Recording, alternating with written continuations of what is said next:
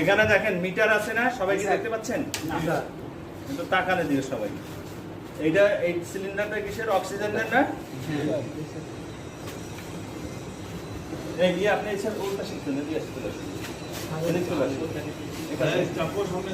আচ্ছা এইখানে যে ইয়া আছে আমাদের, হ্যাঁ দুইটা মিটার দেখতে পাচ্ছি।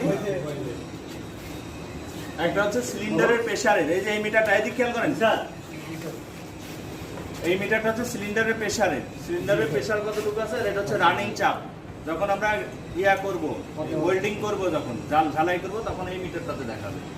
তবে এই মিটারটা একটু উঠে আছে কিসের জন্য এটা আমি বুঝতে পারতেছি না। এই মিটার কি নষ্ট থাকতে পারে? কিছুটা উঠে আছে, এটা জিরো পজিশনে থাকার কথা। এটা বন্ধ থাকলে দুইটাই জিরো পজিশনে থাকার কথা, কিন্তু এই মিটারটা দেখতেছি যে উপর দিকে উঠে আছে। এইটা বন্ধ করলে দুইটাই জিরো পজিশনে থাকার কথা।